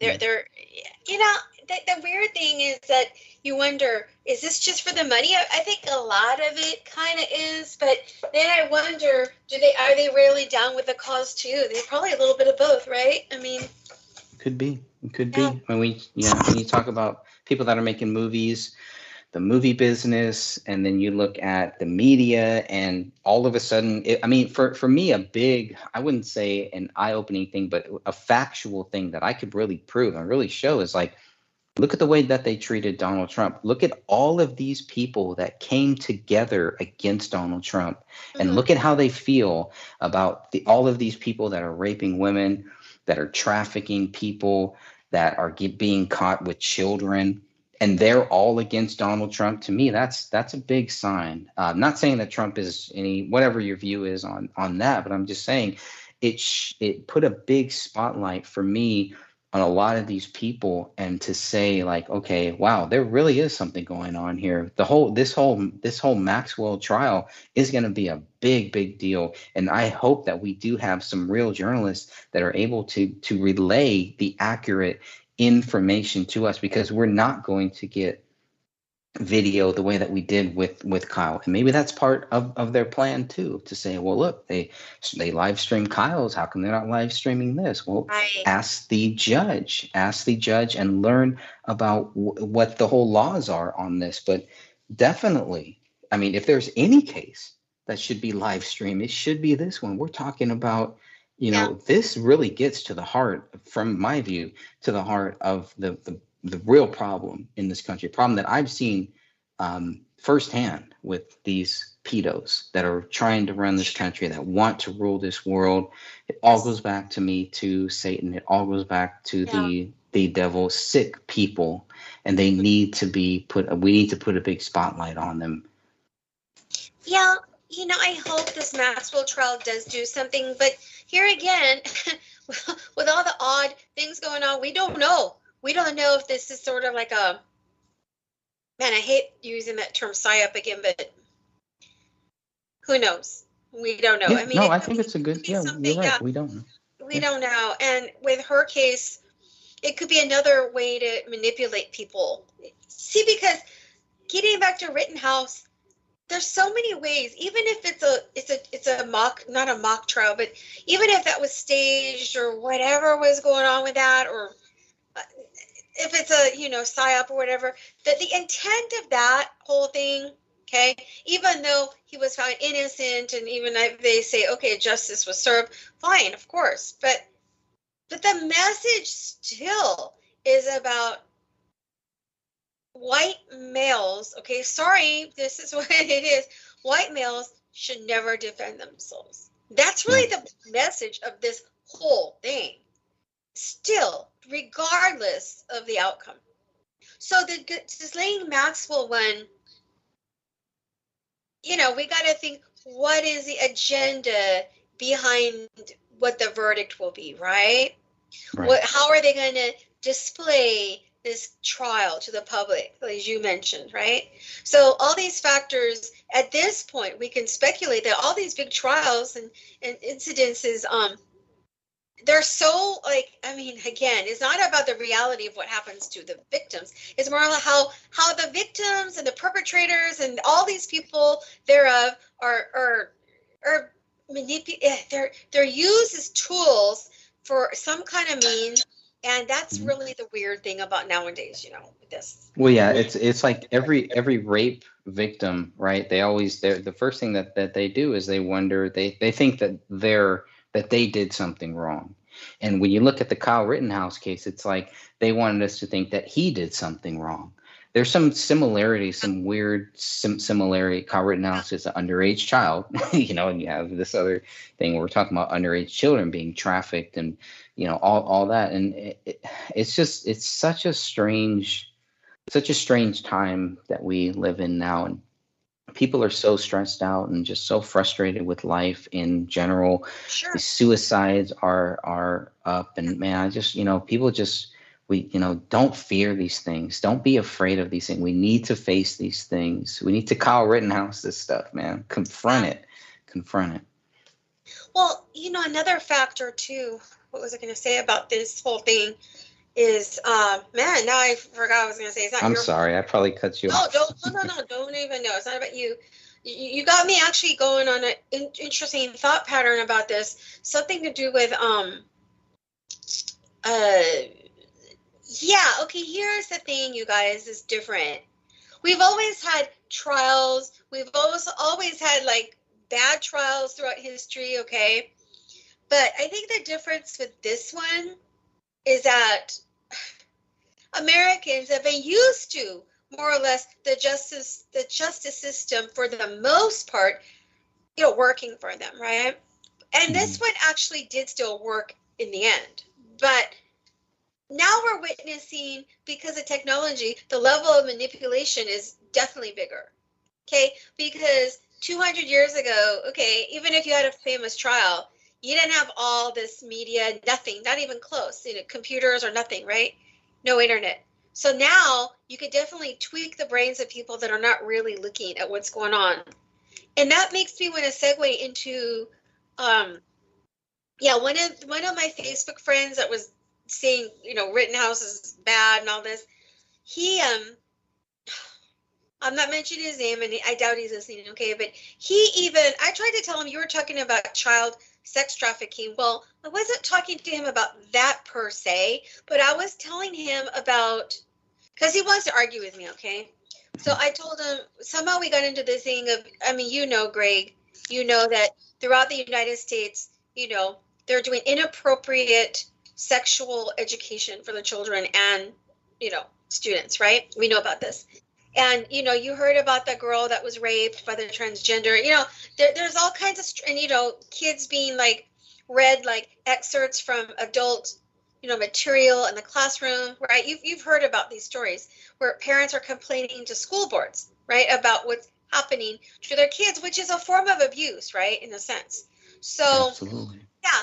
But then this person, he was wanting to argue with me more than me with him.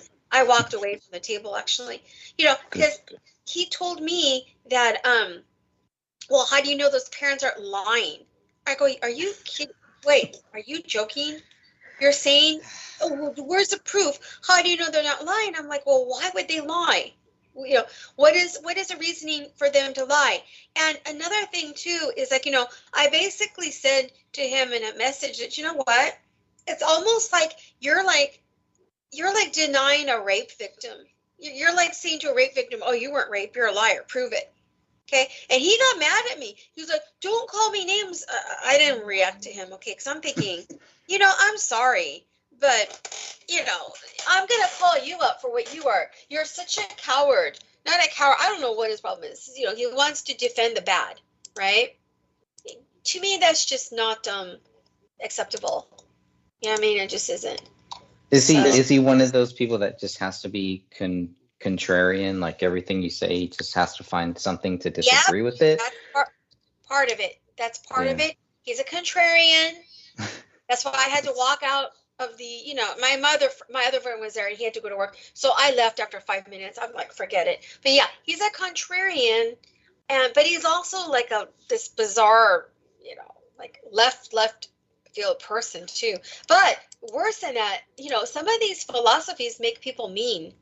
Because why would this guy say, oh, how do you know parents are lying? What kind of comment is that? Parents lying? You gotta be kidding me. Yeah. Sounds like a jerk. Oh, no, I know. And that's, go ahead. No. I just was saying Bill Grant was asking me to ask you, which is a good point, to talk a little bit about your updates on the David Crowley case. Okay, there you go. Oh yeah, so I mean we're learning, you know, more. We have you know, hopefully we'll have some more details about the David Crowley case. I mean, if people don't know, David Crowley was a filmmaker. He was a soldier. He made a trailer in 2012 that was very popular called Gray State. And in 2014, or actually in 2015, January 17, 2015, his body was found. He was about 29 years old. His wife was 28. His body was found. His wife's body was found. Their 5-year-old child's body was found. David was accused of killing his wife and his 5-year-old child before taking his own life. So I wrote the whole book, The Gray Stage, that kind of covers all of the basics back then. Now, obviously, there's been like Bill says, there's been a lot that has come out since then that we've learned that has just further shown us why David Crowley is not guilty and cannot be proven guilty. And so we've kind of been focused on a lot of those things. There's been people that have made a fake police document. There's been just a lot of weird things that have happened. There's some updates that I can't really talk about yet that I hope that we can share those very, very soon. But it's like the more that we stay on this David Crowley case, the more that we kind of realize like how easy it is for you to say, well, this guy committed suicide. He had PTSD. He was working on a film and he snapped and he killed his family. We're talking about a daughter that had her arm ripped off. Her entire arm was missing. His wife's hands were missing. One of David's hands was missing. Oh my goodness. And there was a dog that they blamed the dog on all of this, but they never test the dog feces. So they never have any evidence that any of the things that they say David did, they never have any evidence of those speculations. And this is a military soldier. This guy served from, I believe, 2004, 2005 up until 2009 during the height of 2 major wars. Came back, was working on a script, a very powerful script that was going to talk about a lot of the things that he saw that were coming. And there are some similarities to the COVID thing that we're seeing here, the police state, the riots, all of that stuff. So he was way ahead of the game in a lot of these different topics. And so, you know, he was working on a TV series, The Gray State. Gray State was going to be made into a TV series. I labeled my book, I called it The Gray Stage, because I do believe if you look at the crime scene photos, it looks like a staged crime scene. It does not look like just a random, you know, like this guy snapped and really killed people. It looks like a staged crime scene, like somebody set up this crime scene so that the police would walk in, think David Crowley is guilty, and would say, boom, that's it. They missed 2 very important bullets. They have never found a bullet with blood tied to David Crowley. So anyway, so I wrote this whole book on that. Like, people can download that right now. It is a free book. So much research has been done on it. The hyperlink didn't come out right. Yeah, I would say if you just go to if you go to go to thegraystage.wordpress.com. You can find all of the documents that we have there. You can download all the documents. You can download crime scene photos. We have a crime scene video that just came out recently. We have the 911 call that just came out, where the person who called the cops, is basically, she's already speculating that this was a murder or a suicide. I don't know how many 911 calls you've heard, but, I've never heard a 911 call where somebody is calling in saying, hey, this could be a murder or a suicide, and it looks like the dog may have eaten these bodies. I mean, there's some very weird things that happen in this case. So it gets very, very weird. But I would say if anybody wants to learn, start with the book. We do have a monthly podcast every month. We do have a podcast. So on the first of every month, wherever you listen to podcasts, just search for The Gray Stage, and you will find that. You'll find our podcast, and check it out. Whatever your view is. I mean, our goal is to pretty much say, hey, look, these are what the documents say. This is what they say David did. Here are the facts of it. And, I don't believe that any of the facts prove that David Crowley did any of this. So why are the police, the BCA, so many agencies that are involved in this? Why? And family, friends, like all these people who were working with David, all of a sudden they turn on him and they accuse him of this heinous crime? There was a Netflix documentary made in 2017 called A Gray State. And so it is a hit piece on David Crowley. They just want him to be guilty. So the same way that the media treated Kyle Rittenhouse, before Kyle Rittenhouse, there was a David Crowley, and the media treated him that same way. Oh, the guy's guilty. He went crazy. He was a military guy. He liked guns. He was into conspiracies. He thought there was a police state coming, et cetera, et cetera. This guy was a soldier who served for this country. In this country, you are innocent until proven guilty. How do we have, where so many people in our media and so many people, so many cops and all of these things, where they just say that this guy is guilty? There's no way. So that's what my book kind of focused on, is without giving too much of my own view on it. I do give you some at the very end in the final chapter, but the book is really focused on, okay, from the day that the bodies are found, who found it, what do the police documents say, what do all these documents say? That's really the whole focus. Everything is sourced. I got 10 pages of sources. And even if you don't want to read my book, if you go to thegraystage.wordpress.com, you can download all of the documents for yourself, and you can decide whatever you think is true. But in this country, you are supposed to be innocent until proven guilty. Right. And David was guilty within 24 hours of finding his body and his wife's body and his 5-year-old daughter's body. They were already saying he was guilty. Wow. 24 hours, if not less. And we could do a whole show on that sometime, I'm sure. Yeah, and the irony is Kyle Rittenhouse, the prosecution filed charges against him like 48 hours after he was arrested. Yeah, which is weird because Kyle Rittenhouse turned himself in. The police weren't even looking for him. Within 1 hour of those shootings, Kyle Rittenhouse turned himself in, and they still were making it out like, he didn't turn himself in. He turned himself in. He did everything that the courts asked. He spent over 80 days in juvenile hall. That is difficult. I spent maybe like 1 week, if that. That was hell. It was hell. Anybody who has ever spent any time in solitary confinement, I don't care if it's juvenile or if it's jail, you understand how hellish that is. This is not a place where they rehabilitate people. This is where they make criminals. Yeah. I think it's just horrible. I mean, terrible. It's just terrible. So looking at here, yeah, I put the links in the chat for your work. Let's see, we have about 10 minutes left of the show. Yeah, wow, you did a lot of work. Have you been on Coast to Coast to discuss this book? Sounds like something they would be interested.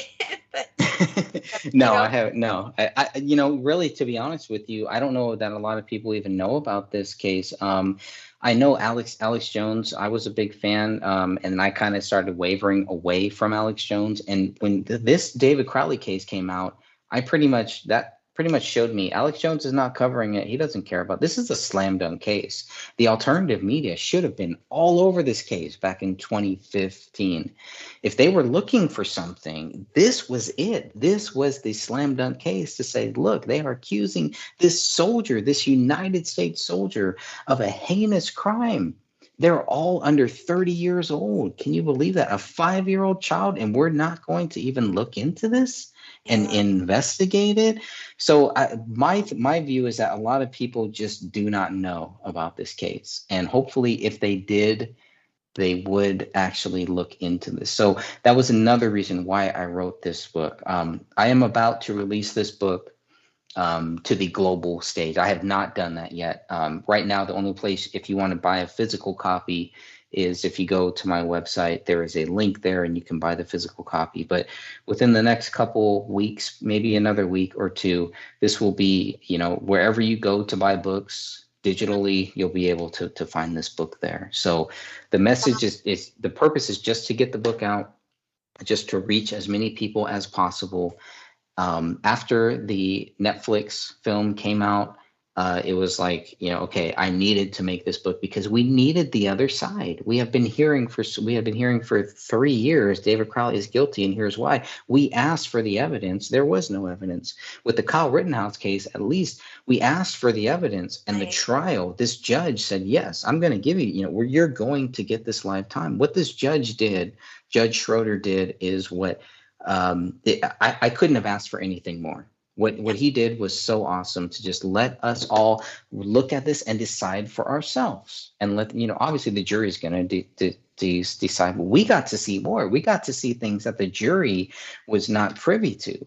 We got to see where they were talking about what should be included and what the jury says, what they should judge on and what they shouldn't. So even the judge was giving us, who were watching it in live time, we were getting more than the jury was able to actually view. Or I don't know if they were able to view it or whatever, but they could not say, well, okay, Kyle is guilty because of this. You know what I mean? They were given certain guidelines. We weren't. We were given everything. Right. Do you think with this Crowley case that who did the actual murder, in your opinion? Can't say. And I think the biggest thing is to not, that's phase 2, right? Mm-hmm. Phase 1 is to make sure that it gets out there that David Crowley is not guilty. What the police, and this is where their conclusion, they decided David Crowley is guilty because they could not prove anybody else was guilty. Wow. I don't want to do what they did. Now, here's the other thing. They did not look for anybody else because within 24 hours, they have their suspect. In 24 hours, they're not looking for anyone else, at least publicly, maybe privately, hopefully. They are covering for somebody? I think a lot of the police that were there that day, I think the first responders did a great job. I think a lot of the investigators did a great job. I think at some level, it got shut down. Similar to September 11th, similar to any of these other things that we see, it gets shut down. I don't believe that with the Kyle Rittenhouse case too. I don't believe somebody said, "Hey, we need to prosecute this guy," right? I think somebody was told, "No, you need to prosecute this guy." That's why it was given to Thomas Binger, who was an assistant DA, not the DA. The DA didn't prosecute this case himself. He gave it to the assistant DA. So it's kind of those things where it's kind of like people are given orders. That is their job. And it's kind of like, okay, that's it. With the David Crowley case, I really think that a lot of the boots on the ground in this case understand exactly what we're talking about. That, wait a minute, there's no way. You guys don't have anything to prove him guilty. That's why he has not been proven guilty. That's why there's so little evidence to show why anyone would believe David Crowley is guilty. Yet some people still believe it. And the media, the mainstream media, including the New Yorker, they all bought into it. And so that's why some people are like, you talk about PSYOPs. have Nick have him looking into this case. It could be some major psyops with the David Crowley case here. It does sound like it. Yeah. You know, and a lot of times, and I'm not trying to say these cops involved with this case are guilty, but makes me think of other cases, which I'll go into another time, like the Black Dahlia, which looks to me like that was a cover-up too. Sounds like the Crowley case is a cover-up, you know. So, yeah, Ghislaine Maxwell and that whole thing, God, you know. We have a few minutes left, so, yeah, you've been a great guest, and I'll have you on again, especially to update anything, right? Or even to talk more in depth about, you know, these cases, your books, because you know what you've been talking about tonight with your publications and your theories, you know, they can be applied to so much, right? I mean, like they're very it's interesting, you know, it's really interesting and very broad, and it can be applied, and I think that people can see that and go, wow, you know, that's really amazing. But let me see here. Yeah, you should. We could probably spend a whole show just on the whole David Crowley case, and I could probably walk you through a lot of the strange things that have happened with that case, with bullets, casings, and bullets found a couple days later. A bullet shows up, rolls out of a carpet, and then 1 month later, there's another bullet that is found in the attic. There's a bullet hole in the ceiling that nobody sees for 1 month. Very strange stuff with the David Crowley case. David Crowley is actually right-handed. The gun is found next to his left hand. There's an open knife. I sent you that photo, but there's so many weird things with the David Crowley case. I'm sure we could do a whole show on that. Yeah, from the beginning of what happened, and yeah, it just because I think I've heard of it, but I didn't hear much about it. And you might be one of the few people really writing in depth about it, huh? Maybe. I don't know. Yeah, I mean, as far as I know, I'm the only one who's written a book on it. Wow. I do hope other people do. I know, you know, a lot of people I think are just, like I said, there's just a lot of, you know, life is tough. There's so many different cases, right? So there's so many different things. So it's like we get, you know, we have a justice group. We have a Facebook group called Justice for David Crowley and Family. We get new members all of the time. So join us on Facebook, and we're always updating things, but we get so many new members that have never heard about this case that are just learning. So we're working on we're working on a lot of new videos. My friend Crypt Rick, who is in this chat room too, you know, he's helped me kind of get the whole message out. And okay, listen, the music is heading in for a job competition. Thank you for having me on. I appreciate it. Yeah. Thank you.